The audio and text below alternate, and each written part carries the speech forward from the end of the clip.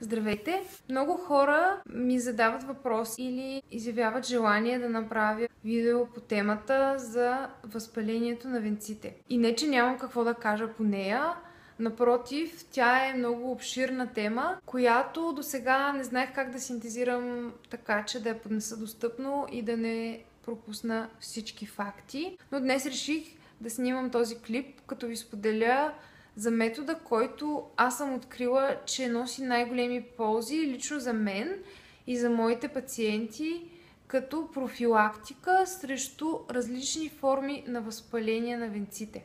Този метод води произхода си от аюрведа, а съвременната наука потвърждава ефективността му срещу различни бактерии, причинители на възпаление на венците. Този метод е така нареченото жабурене с масло. За целта взимате една пълна чайна лъжица с кокосово масло, сдъвквате го между зъбите си, докато се втечни и жабурите 5 до 10, в идеалния случай 20 минути. След това изплювате течността в кошчето за боклук. Ще забележите, че тя е станала млечно бяла на цвят, с много ситни мехурчета.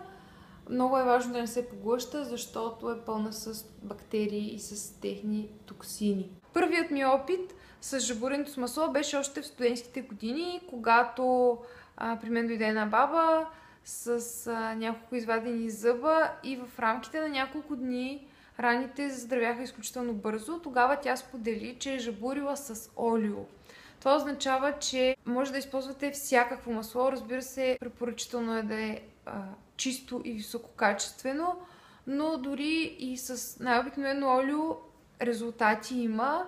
Така че ако се съмнявате, че имате някаква форма на заболяване на венците, като гингивит, пародонтит, пародонтоза, чувствителни зъби, кървящи венци, подвижни зъби, лош дъх или налеп по езика, можете да прилагате този метод 30 дни по една чайна лъжица масло жабурите 5 до 10-20 минути всяка сутрин и съм сигурна, че ще имате много добър ефект. Искам да не пропусна и случаите, когато пациенти се оплакват, че жабуренето с масло е провокирало изпадането на техни пломби или коронки. Всъщност жабуренето с масло не може да бъде причина това да се случи. Това означава, че пломбите или коронките вече са започнали да се отлепят или са били счупени, или са имали някакъв друг проблем.